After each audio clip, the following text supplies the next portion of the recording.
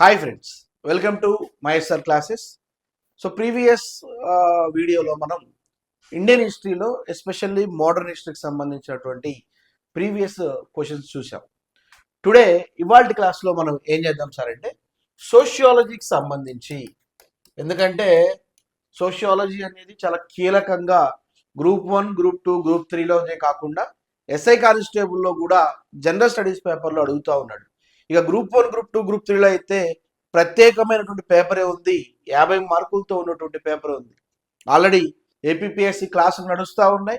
ఓకేనా? సో తిరుపతికి సంబంధించినటువంటి మన స్టూడెంట్స్ అంతా కూడా ఆ క్లాసులు విన్నారు కాబట్టి ఏపీపీఎస్సికి సంబంధించి గ్రూప్ 2కి సంబంధించి దగ్గరలో మనకి ఎగ్జామ్ ఉంది కాబట్టి అసలు క్వశ్చన్ ప్యాటర్న్ ఎలా ఉంటుంది, ప్రీవియస్ క్వశ్చన్స్ని ఒకసారి ఎక్స్ప్లెయిన్ చేసేటువంటి ప్రయత్నం చేద్దాం. ఎందుకంటే క్వశ్చన్ని బట్టి నెక్స్ట్ వచ్చేటువంటి నోటిఫికేషన్లో ప్రశ్న ఎలా ఫామ్ అవుతుందో మనం అర్థం చేసుకోవచ్చు.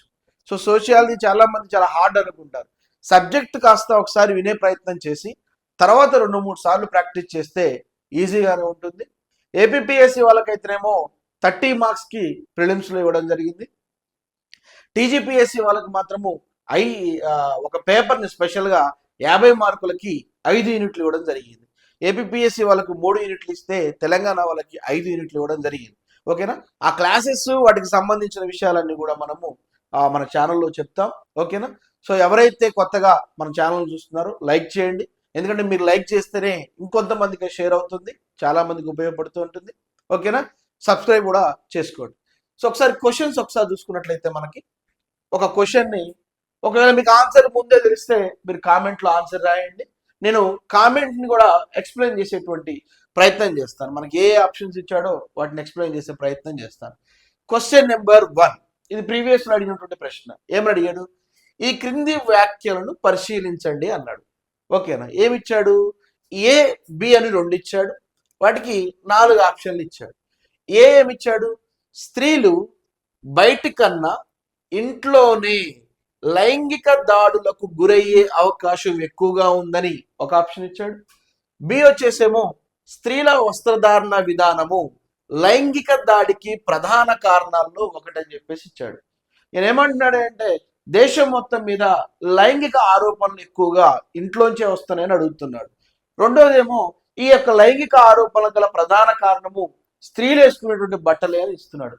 సోషియాలజీగా మీరు ఏం ఆలోచించారంటే మీ విధానం ఒకసారి చూసుకున్నట్టు ఆప్షన్స్ ఏమిచ్చాడు?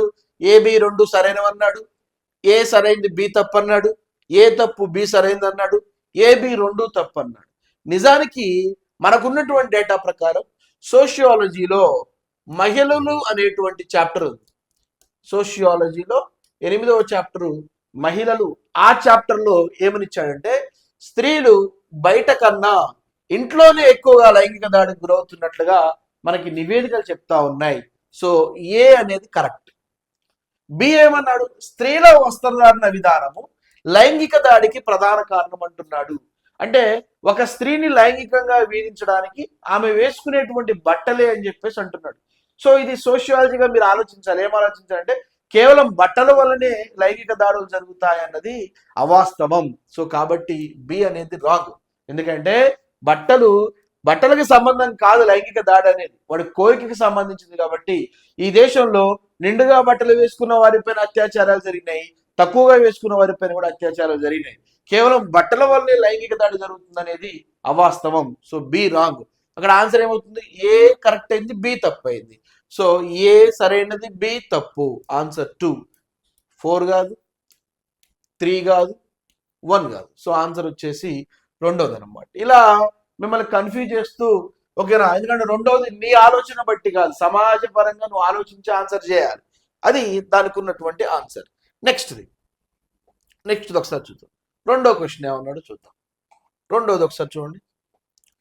2వది ఈ క్రింది వ్యాఖ్యలను పరిశీలించండి అన్నాడు. ఏలో ఏమిచ్చాడు? భారతదేశంలోని లింగ నిష్పత్తి స్త్రీలకు అనుకూలంగా ఉంది అన్నాడు. బి ఏమిచ్చాడు? తెలంగాణ లింగ నిష్పత్తి జాతీయ సరాసరి కన్నా ఎక్కువగా ఉంది అన్నాడు. అంటే ముందు నీకు లింగ నిష్పత్తి అంటే ఏంటో తెలవాలి. అంతేకాదు దేశంలో లింగ నిష్పత్తి పర్సంటేజ్ కానీ ఆ వాల్యూస్ కానీ ఎంత ఉన్నాయో తెలిస్తే ఆన్సర్ వస్తుంది. లింగ నిష్పత్తి అంటే ఏంటి? ప్రతి 1000 మంది పురుషులకి ఎంతమంది స్త్రీలు ఉన్నారో తెలియజేసేదే లింగ నిష్పత్తి. దీని ఇంగ్లీష్ లో సెక్స్ రేషియో అని పిలుస్తారు. ఎవరు పిలుస్తారండి? సెక్స్ రేషియో అని పిలుస్తారు. మనకి ఇక్కడ ఏమన్నాడు? భారతదేశంలోని లింగ నిష్పత్తి అన్నాడు. అసలు భారతదేశంలో లింగ నిష్పత్తి ఎంత ఉంది? 945:1000 వరకు ఉంది. అంటే ప్రతి 1000 మంది పురుషులకి 945 మంది స్త్రీలు ఉన్నట్టుగా భారతదేశ గణాంకాలు చెప్తా ఉన్నాయి. రెండోది ఏమన్నాడు? తెలంగాణ లింగ నిష్పత్తి. తెలంగాణది ఎంత ఉంది? 988:1000 ఉంది. అంటే తెలంగాణలో ప్రతి 1000 మంది పురుషులకు 988 మంది మహిళలు ఉన్నారు. ఇప్పుడు మనకి వాల్యూస్ తెలుసు కాబట్టి ఆన్సర్ అవుతుంది. ఫస్ట్ ఏమన్నాడు? భారతదేశంలోని లింగ నిష్పత్తి స్త్రీలకు అనుకూలంగా ఉంది అన్నాడు. ఎక్కడ స్త్రీలకు అనుకూలంగా ఉంది? 1000 మంది పురుషులు ఉంటే 945 మంది మాత్రమే స్త్రీలు ఉన్నారు. సో కాబట్టి స్త్రీలకు అనుకూలంగా లేదు కాబట్టి ఇది రాంగ్ అవుతుంది. నెక్స్ట్ రెండోది, తెలంగాణ లింగ నిష్పత్తి జాతీయ సరాసరి కన్నా ఎక్కువగా ఉందన్నాడు. అసలు తెలంగాణ నిష్పత్తి ఎంత అనుకున్నాము? 988:1000. అంటే 1000 మందికి 988 మంది బాలికలు ఉన్నారు. ఓకేనా? అయితే ఇక్కడ ఏమన్నాడు? జాతీయ సరాసరి కన్నా తెలంగాణదే ఎక్కువగా ఉందన్నాడు. జాతీయ సరాసరి ఎంత? 945. దానికన్నా తెలంగాణది ఎక్కువగా ఉంది అన్నాడు. 988 తెలంగాణ. సో కాబట్టి బి అనేది కరెక్ట్. అంటే ఓవరాల్ గా ఇండియాతో పోల్చుకుంటే తెలంగాణలోనే సరాసరి ఎక్కువగా ఉంది. సో ఆన్సర్ ఏ తప్పు, బి కరెక్ట్ కావాలి. ఏ బి రెండు సరైనవి, ఇది కాదు. ఓకేనా? ఏ సరైనది, ఇది కాదు. ఏ తప్పు, బి సరైనది. Third correct answer, fourth correct answer కాదు. సో ఆన్సర్ వచ్చేసి 3 అన్నమాట. ఏ తప్పు, బి సరైనది. ఇది కూడా మనకి ప్రీవియస్ లో అడిగినటువంటి ప్రశ్న. నెక్స్ట్ క్వశ్చన్ ఒకసారి చూద్దాం. క్వశ్చన్ నెంబర్ 3 చాలా చాలా ఇంపార్టెంట్. ఏమన్నాడు? డైరెక్ట్ క్వశ్చన్ అడిగాడు, మనకి ఇయర్ బేస్డ్ అడిగాడు. ఏమడిగాడు? తెలంగాణ సాయుధ పోరాటం జరిగిన కాలం ఎప్పుడు అని అడిగాడు. మీ అందరికీ తెలుసు, దేశంలో తెలంగాణ ప్రత్యేకమైన కీలక పాత్ర కలిగినటువంటి అంశం.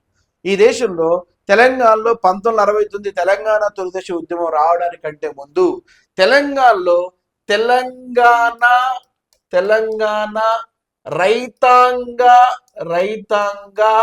సాయుధ పోరాటము పెద్ద ఎత్తున జరిగింది. ఎప్పుడు జరిగింది? 1946లో మొదలయ్యి 1951లో ఇది ఎండ్ అవడం జరిగింది. దీనికి ప్రధానమైన కేంద్రం ఏది? నల్లగొండ జిల్లా. ఏ జిల్లా అండి? నల్లగొండ, వరంగల్, కరీంనగర్. ఈ ప్రధానంగా ఏంటిది? తెలంగాణ సాయుధ పోరాటం యొక్క నినాదం ఏంటే దున్నేవాడిదే భూమి. అందుకనే భూమి కోసం, భుక్తి కోసం, మాతృమూర్తి విముక్తి కోసం వచ్చినటువంటి పోరాటమే తెలంగాణ సాయుధ పోరాటం.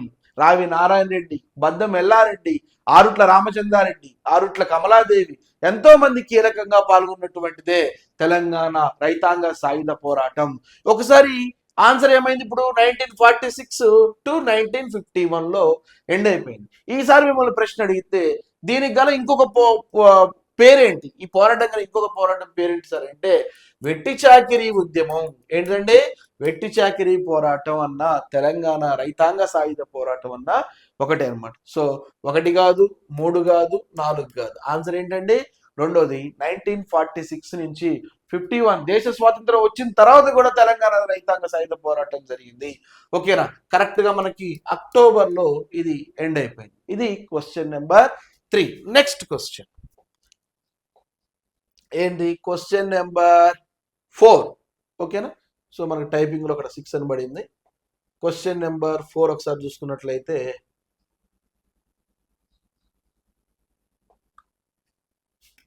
క్వశ్చన్ నెంబర్ 4 ఏంటి? ఇక్కడ ఆత్మగౌరవ ఉద్యమాన్ని ప్రారంభించింది ఎవరు అడిగాడు. మనకు సోషియాలజీలో 3rd యూనిట్ లో సోషల్ మూవ్మెంట్స్ అనేటువంటి దాంట్లో బ్యాక్వర్డ్ క్లాసెస్ మూవ్మెంట్స్ అనేటువంటి చాప్టర్ ఉంది. వెనుకబడిన తరగతుల ఉద్యమం దాంట్లోంచి ప్రశ్న అడిగాడు. ఓకేనా? ఆత్మగౌరవ ఉద్యమాన్ని ఇంగ్లీష్ లో ఏమంటారు సార్ అంటే సెల్ఫ్ రెస్పెక్ట్ మూవ్మెంట్ అని పిలుస్తారు. సెల్ఫ్ రెస్పెక్ట్ మూవ్మెంట్ అని పిలుస్తారు. ఎవరు ప్రారంభించారు? ఈవి రామస్వామి నాయకర్. ఎవరండి? తమిళనాడులో. ఎక్కడ ప్రారంభమైంది ఇది? తమిళనాడు. ఈ ఉద్యమానికి ప్రధాన కారణం ఏంటంటే బ్రాహ్మణ ఆధిపత్యాన్ని వ్యతిరేకిస్తూ, పురోహిత వర్గాన్ని వ్యతిరేకిస్తూ, ఆలయ ప్రవేశం కోసం ఓకేనా అక్కడ వెనకబడుతున్నటువంటి వర్గాలందరికీ సపోర్ట్ గా నిలిచినటువంటి వ్యక్తి ఎవరు సార్ అంటే రామస్వామి నాయకర్. పోయినసారి ఎగ్జామ్ లో ఈయనకున్నటువంటి ముద్దు పేరు ఏంటని అడిగాడు, పెరియార్. ఈసారి ఇంకొక పేరు అడిగితే గుర్తుపెట్టుకోండి, ఇతన్నే మహాత్మా అని పిలుస్తారు. పెరియార్ అన్న, మహాత్మా అన్న, ఈవి రామస్వామి నాయకర్ అన్న ఒకడే. ఇతనే తమిళనాడులో ఆత్మగౌరవ ఉద్యమాన్ని స్టార్ట్ చేశాడు. అయితే ఈసారి ప్రశ్న అడిగితే పెరియార్ అంటే అర్థం ఏంటని అడుగుతాడు. పెరియార్ అంటే తమిళ భాషలో పెద్దాయన అని అర్థము. ఏంటండి పెద్ద, ఈ తమిళ భాషలో ఉన్నటువంటి అర్థం. సో గోపాల వాలంగర్కర్ సంబంధం లేదు, ఆత్మారాం పాండురంగ సంబంధం లేదు, డాక్టర్ బిఆర్ అంబేద్కర్ కూడా దీనికి సంబంధం. డాక్టర్ బిఆర్ అంబేద్కర్ మహారాష్ట్రలో దళిత ఉద్యమాలు చాలా చేశాడు. అంబేద్కర్ గురించి మనం సోషియాలజీలో డిస్కషన్ చేస్తాం. బట్ ఇక్కడ మనకి ఆత్మగౌరవ ఉద్యమం అడిగాడు కాబట్టి ఆన్సర్ వచ్చేసి E V Ramaswamy Naicker. Next question number 5. Question number 5 ఏంటి, ఏమన్నాడు? మానభంగానికి గురై కోమాలోకి వెళ్ళి 42 సంవత్సరాలుగా దుర్భర పరిస్థితులను అనుభవించినటువంటి ఈమె పేరు ఎవరు, ఈమెను అడుగుతున్నాడు. భారతదేశంలో కారుణ్య మరణం అనే అంశంలో చర్చలో ముఖ్యాంశంగా ఉంది, అయినప్పటికీ ఆమె పేరేంటని అడిగాడు. మనకి యాక్చువల్లీ భారతదేశంలో ఒక సంఘటన జరిగింది. సుప్రీంకోర్టు కీలకంగా మెర్సీ కిల్లింగ్, ఏంటిదండి మెర్సీ కిల్లింగ్, దీని తెలుగులో కారుణ్య మరణం అంటారు. అంటే తన లైఫ్ సపోర్ట్ ను తనకి ఏదైతే తనకు తాను కోమాల నుంచి బయటికి రాకపోవడంతో ఆ యొక్క కుటుంబాలకి భారంగా మారుతున్నటువంటి ఆ వ్యక్తి ఎవరైతే ఉన్నారో ఆమె యొక్క ఆక్సిజన్ మాస్క్ తొలగించండి, శాశ్వతంగా ఆమెని గాఢనిద్రలోనే ఉంచండి అని చెప్పేసి మనకి సుప్రీంకోర్టు తీర్పిచ్చింది. ఆ తీర్పిచ్చినటువంటి ఆమె పేరేంటని అడిగాడు. ఆమె దాదాపు కోల్కతాలోని ఒక హాస్పిటల్లో ఓకేనా కోమాలకు పోయి 42 సంవత్సరాలు అయినప్పటికీ కూడా ఆమె కోమాలోంచి బయటికి రాకపోతే ఆ యొక్క కుటుంబ సభ్యులు సుప్రీంకోర్టుకి ఆర్జీ పెట్టుకుంటే సుప్రీంకోర్టు మెర్సీ కిల్లింగ్ చేయొచ్చు, తన యొక్క లైఫ్ సపోర్ట్ ను తొలగించవచ్చు అని చెప్పేసింది. ఆమె పేరేంటని అడుగుతున్నాడు. ఆప్షన్ 1 వచ్చేసి అరుణా శర్మ, ఆప్షన్ 2 వచ్చేసి అరుణ్ షాన్బాగ్, ఆప్షన్ 3 వచ్చేసి ఊర్మిళ షారోన్, ఆప్షన్ 4 వచ్చేసి అరుణిమా షారోస్ అన్నాడు.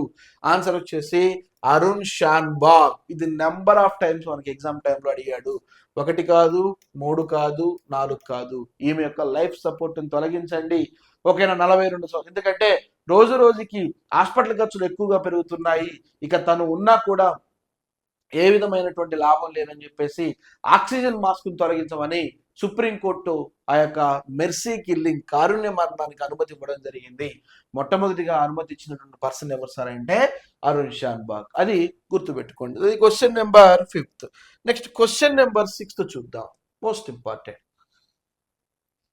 ఎందుకంటే ఈ క్వశ్చన్స్ ని బట్టే మీకు ప్రీవియస్ లో ఉన్న క్వశ్చన్స్ ని బట్టే నెక్స్ట్ వచ్చేది మనం అర్థం చేసుకోవచ్చు ఏ టైప్ లో ఎగ్జామ్ అడుగుతారు. సోషియాలజీకి సంబంధించింది, ఎందుకంటే 2014లో కొత్తగా ఇంట్రొడ్యూస్ చేశాడు టీజీపీఎస్సీలో సోషియాలజీని ఓకేనా. సో 6వ క్వశ్చన్ చూడండి, ఇక్కడ ఏమిచ్చాడు, సమీకృత శిశు అభివృద్ధి సేవా పథకం, దీన్నే మనం ఐసిడిఎస్ అని పిలుస్తాం. ఒకవేళ మిమ్మల్ని ఎగ్జామినేషన్ లో అబ్రివేషన్ అడుగుతాడు, integrated child development service scheme, ఈ క్రింది ఏ సంవత్సరాల పిల్లల కొరకు ఇది ఉద్దేశించబడింది అంటాడు. మీ అందరికీ చదువుకోని వాళ్ళు అయితే దీన్ని ఏమని పిలుస్తారు సార్ అంటే వీటి ద్వారా వచ్చిందే అంగన్వాడీ కేంద్రాలు. ఏ కేంద్రాలు అండి, అంగన్వాడీ కేంద్రాలు. ఏ ఇయర్ లో తీసుకొచ్చారు ఐసిడిఎస్ స్కీమ్ ని, 1975లో. ఎప్పుడండి 1975లో ఆనాడున్నటువంటి కాంగ్రెస్ గవర్నమెంట్ అంగన్వాడీ కేంద్రాలను ఏర్పాటు చేసింది. అంగన్వాడీ కేంద్రాల యొక్క ప్రధాన విధేయం ఏంటి సార్ అంటే తల్లి పిల్లల బాధ్యత తీసుకోవడము. తల్లి పిల్ల బాధ్యత తీసుకోవడము ఏం చేస్తుంది, తల్లికి పిల్లకి టీకాల గురించి కానీ ఓకేనా, ఎస్పెషల్లీ పౌష్టికాహారం. ఏ ఆహారం అండి, పౌష్టికాహారం. నేడు ఈరోజు తల్లికి పిల్లకి ఇద్దరికి కూడా ఓకేనా మంచి గుడ్లను పౌష్టికాహారాన్ని అందించజేయడం కూడా జరుగుతూ ఉంటుంది. ఇదే అంగన్వాడీ కేంద్రాల్లో ఈరోజు ప్రీ ప్రైమరీ ఏంటండి, ప్రీ ప్రైమరీ స్కూల్ కూడా కేంద్ర ప్రభుత్వం ప్రవేశపెట్టింది.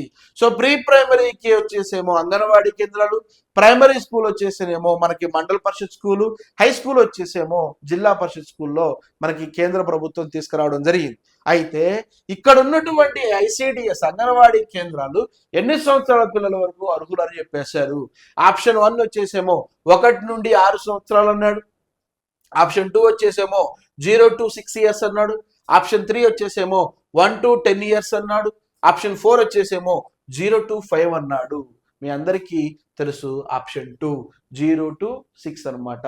సో బాలింతలు, తల్లి, పిల్ల అందరూ కూడా ఓకేనా అంగన్వాడీ కేంద్రాలకు వెళ్ళడం కోసము 1975వ సంవత్సరంలో సమీకృత శిశు అభివృద్ధి సేవా పథకాన్ని, integrated child development service scheme ని కేంద్ర ప్రభుత్వం తీసుకొచ్చింది. ఆన్సర్ 1 కాదు, 3 కాదు, 4 కాదు, ఆన్సర్ వచ్చేసి 2 అనమాట. అది ఐసిడిఎస్ కి సంబంధించినటువంటి ప్రశ్న. నెక్స్ట్ క్వశ్చన్ నెంబర్ 7 ఏమన్నాడు? క్వశ్చన్ నెంబర్ ఇక్కడ దేవదాసి లేదా జోగినిగా మారేటువంటి బాలికల వయస్సు ఎంత అని అడిగాడు. మీ అందరికీ తెలుసు తెలంగాణ, ఆంధ్రాలో అత్యంత దురాచారం, ఇవాళకి కూడా జరుగుతున్నటువంటి దురాచారం. నిన్న మగాక మొన్న 2026 జస్ట్ ఒక 2-3 రోజుల క్రితమే మనకి జగిత్యాల్లో జరిగినటువంటి కొన్ని సంఘటనలు కూడా గుర్తు తెచ్చుకోండి. ఇవాళకి జోగిని వ్యవస్థ, దేవదాసి వ్యవస్థ నడుస్తూనే ఉంది. ఓకేనా? ఏంటి జోగిని దేవదాసి వ్యవస్థ అనేది మనం సోషియాలజీ క్లాస్ లో డిస్కస్ చేస్తాం. ఆ యొక్క అన్యం పుణ్యం తెలియనటువంటి ఆడపిల్లల్ని గుడికిచ్చి పెళ్లి చేసేటువంటి అత్యంత దుర్మార్గమైనటువంటి ఆచారమే జోగిని వ్యవస్థ లేదా దేవదాసి వ్యవస్థ. దక్షిణ భారతదేశంలో అయితేనేమో జోగినిగా పిలుస్తారు, ఉత్తర భారతదేశంలో దీన్ని దేవదాసిగా పిలుస్తారు. ఓకేనా? జోగినిలో అయితేనేమో దళిత పిల్లలు ఉంటారు, దేవదాసిలో అయితేనేమో మనకి వెనుకబడిన పిల్లలు కూడా, ఆడపిల్లలను కూడా తీసుకునేటువంటి ఆచారం దాంట్లో ఉంది.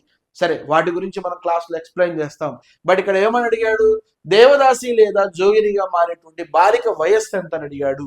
Option 1 8 to 12 years, option 2 12 to 18 years, option 3 12 to 16 years, option 4 8 to 16 years. ఇది ప్రీవియస్ లో అడిగాడు. 8వ సంవత్సరం నుంచి 12వ సంవత్సరం మధ్యలోనే ఆ బాలికను దేవదాసిగా లేదా జోగినిగా మారుస్తూ ఉన్నారు. Option 1 is correct answer. ఓకేనా? 2 కాదు, 3 కాదు, 4 కాదు అనమాట. So that is the first question, answer is 1. Next question number 8. Question number 8 మనకి క్వశ్చన్ నెంబర్ 8 ఏమొచ్చాడు? ఈ క్రింది రాష్ట్రాలలో అంటే గిరిజన ప్రాంతాలను భారత రాజ్యాంగంలో 6వ షెడ్యూల్ అనేది ఈ క్రింది రాష్ట్రాలకు ప్రత్యేకంగా కేటాయించబడింది అన్నాడు. మనము ఎస్పెషల్లీ గిరిజన ఉద్యమాలు, ఏ ఉద్యమాలు అంటే సోషియాలజీలో గిరిజన ఉద్యమాలు అనేటువంటి చాప్టర్ వింటే మీకు అక్కడ అర్థం అవుతుంది. దాంట్లో ప్రత్యేకంగా వెనుకబడినటువంటి ప్రాంతాల ప్రజలకి ఎస్పెషల్లీ పీవీటీజీలు కానీ పీటీజీలు కానీ, ఓకేనా, ప్రిమిటివ్ ట్రైబల్ గ్రూప్స్, ఎవరైతే అత్యంత వెనుకబడినటువంటి ఆ నాగరికత తెలియనటువంటి ప్రజలకి ప్రత్యేకమైనటువంటి రాష్ట్రాల్లో 6వ షెడ్యూల్ అనేక సౌకర్యాలను కల్పిస్తుంది. ఆ 6వ షెడ్యూల్లో ఏ ఏ రాష్ట్రాల నుంచి అని అడిగాడు. Option 1 Assam, Nagaland, Sikkim, Tripura. Option 2 Assam, Meghalaya, Nagaland, Sikkim. Option 3 Assam, Nagaland, Tripura, Mizoram. Option 4 Assam, Meghalaya, Tripura, Mizoram. Answer వచ్చేసి ఆప్షన్ 4. ఇవాళకి మనకి భారత రాజ్యాంగంలో 6th షెడ్యూల్లో ఈ రాష్ట్రాలకు ప్రత్యేక అవకాశాలు, ప్రత్యేకమైనటువంటి విధానాలు ఏర్పాటు చేసుకున్నాం. షార్ట్ కట్ లో వీటిని ఎంటీఎం రాష్ట్రాలను పిలుస్తారు. ఎవరు పిలుస్తారండి? ఏఎంటిఎం అనేటువంటి రాష్ట్రాలు పిలుస్తారు. అస్సాం, మేఘాలయ, త్రిపుర, మిజోరాం ఈ 4 రాష్ట్రాలు ఎన్నో షెడ్యూల్లో ఉన్నాయి సార్ అంటే 6వ షెడ్యూల్ గురించి తెలియజేస్తుంది. ఇది మనకి సోషియాలజీలో గిరిజనుల గురించి ఇవ్వడం జరిగింది. Next question number 9. Question number 9 ఏమని ఇచ్చాడు? ప్రముఖ నాటకం మా భూమి దేనితో సంబంధం కలిగి ఉందని అడిగాడు. తెలంగాణ ఉద్యమం చదివితే బాగా గుర్తొచ్చేటువంటి ఏకైక నాటకం ఏంటి సార్ అంటే మా భూమి. మా భూమి అనే నాటకం దేనికి సంబంధించిందని అడిగాడు. ఏంటి దేనికి సంబంధించింది? ఆప్షన్ 1 సామాజిక సంస్కరణోద్యమం, ఆప్షన్ 2 తెలంగాణ సాయుధ పోరాటం, ఆప్షన్ 3 భూదానోద్యమం, ఆప్షన్ 4 గిరిజన ఉద్యమం. మా భూమి అనే నాటకం తెలంగాణ సాయుధ పోరాటానికి సంబంధించింది. యాక్చువల్లీ మా భూమి మీద సినిమా కూడా 1979వ సంవత్సరంలో తీసుకొచ్చారు. దీని దర్శకుడు గౌతమ్ ఘోష్. ఎవరండి? గౌతమ్ ఘోష్. దీని ఒక producer B Narsing Rao. Number of times ఎగ్జామినేషన్లు అడిగాడు.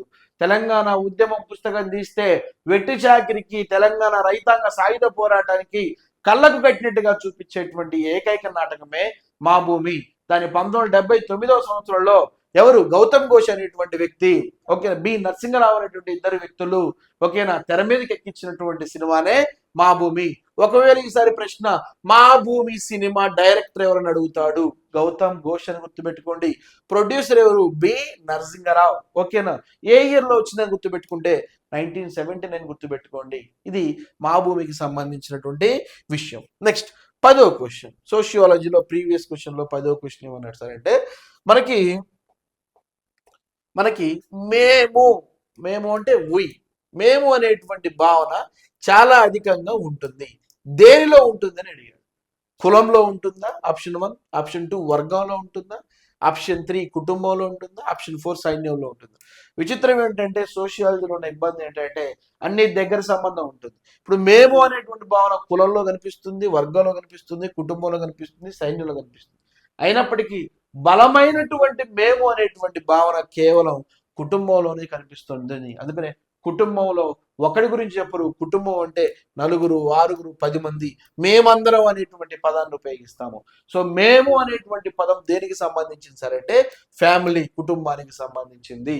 సోషియాలజీలో ఫస్ట్ యూనిట్ లో మనకు ఉండేటువంటి చాప్టరే కుటుంబము. సోషియాలజీ గురించి నేను ఎలాబొరేట్ గా డిస్కస్ చేస్తాను, ఓకేనా. సో రానున్న రోజుల్లో మనం ఒక యాప్ను కూడా బై చేస్తాం. ఆ యాప్ లో సోషియాలజీ క్లాసెస్ కానీ, సోషియాలజీ ప్రీవియస్ క్వశ్చన్స్ కానీ, వాటన్నిటి గురించి కూడా ఉంటుంది, ఓకేనా. ప్రస్తుతానికైతే మనకి టాప్ లో ఉన్నటువంటి క్వశ్చన్స్ అన్నిటిని ఎక్స్ప్లెయిన్ చేసుకొని కొన్ని పాఠాల గురించి కూడా డిస్కస్ చేసే ప్రయత్నం చేద్దాం, ఓకేనా. ఇదే విషయాన్ని మనం సోషల్ మీడియా వేదిక అయినటువంటి ఇన్స్టాగ్రామ్ లో కూడా పోస్ట్ చేస్తాం. ఇన్స్టాగ్రామ్ లో కూడా సేమ్ మైఎస్ఆర్ క్లాసెస్ అనే ఉంటుంది, దాన్ని కూడా ఫాలో చేయండి. యూట్యూబ్ ను కూడా సబ్స్క్రైబ్ చేయండి. మరిన్ని విషయాల కోసం నెక్స్ట్ క్లాస్ చూద్దాం. Thank you.